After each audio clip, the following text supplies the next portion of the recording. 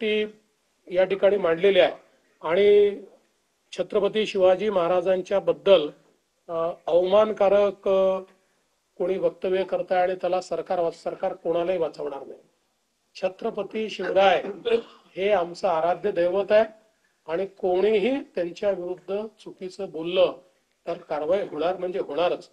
पण मला कधी कधी आश्चर्य वाटतं की बोलणारे कोण आहे तर औरंगजेबाचा महाल जुना झालेला आहे त्याचं संवर्धन करा अशी मागणी करणारे किंवा अफजल खानच कसा मोठा होता आणि अफजल खानामुळे शिवाजी कसे मोठे झाले हे सांगणारे आणि इशरत जहाच्या नावाने रुग्णवाहिका सुरू करणारे अशा लोक त्या ठिकाणी जर आम्हाला छत्रपती शिवाजी महाराज काय ते सांगत असतील तर त्यांच्याकडनं आम्हाला महाराज समजून घ्यायचे नाहीत।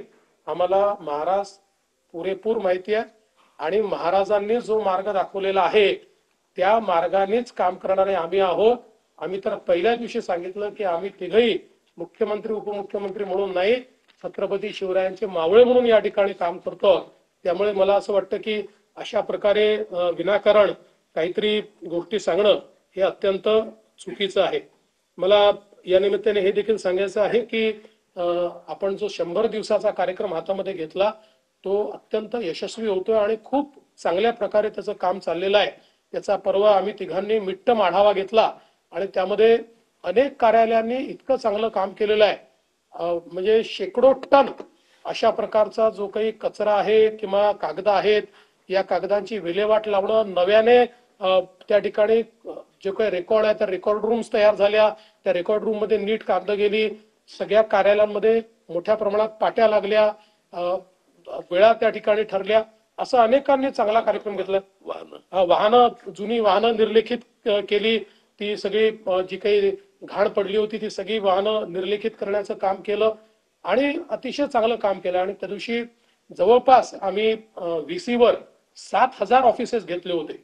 म्हणजे आपण जर विचार केला तिथे प्रत्येक ऑफिसमध्ये 2-3 लोकांचा विचार केला तर एक 20-21 हजार लोक हे या ठिकाणी VCच्या माध्यमातून आमच्याशी जुडले होते आणि आता यांचं पूर्ण इव्हॅल्युएशन पुन्हा नव्याने आम्ही करणार आहोत आणि थर्ड पार्टी करणार आहोत। जी केंद्र सरकारची एक क्वालिटी काउन्सिल ऑफ इंडिया ही जी संस्था आहे त्या संस्थेला आम्ही आता याचं इव्हॅल्युएशन दिलेलं आहे।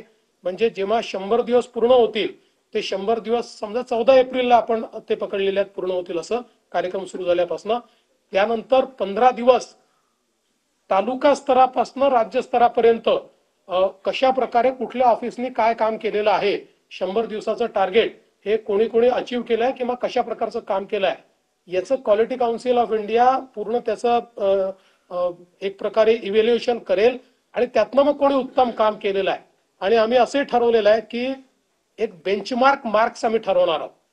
त्या बेंचमार्क मार्क्सच्या खाली जे असतील ते मात्र निगेटिव्ह इंडेक्स मध्ये आम्ही घेणार आहोत की हे नॉन परफॉर्मिंग ऍसेट्स आहेत अशा प्रकारे आम्ही त्यांचं नामाभिमान त्या ठिकाणी करणार आहोत। त्यामुळे मला असं वाटतं की एक अतिशय चांगलं हा जो विषय आहे हा आपण निश्चितपणे केलेला आहे।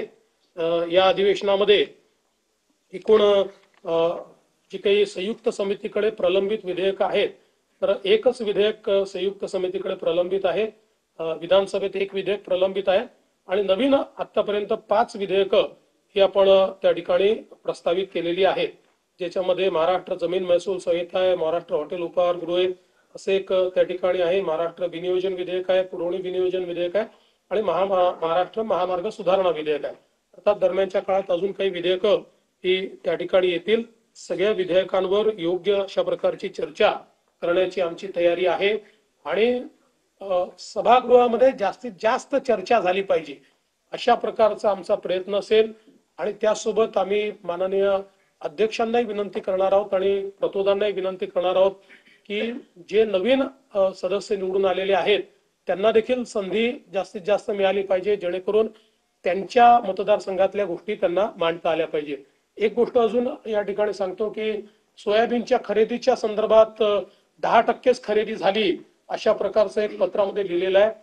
खरं म्हणजे एक्झॅक्ट आकडा तर जयकुमारजी सांगतील मला पण गेल्या 15 वर्षाच्या इतिहासातील सर्वाधिक खरेदी जी होती त्याच्यात 10 पट जास्त खरेदी झाली। त्यामुळे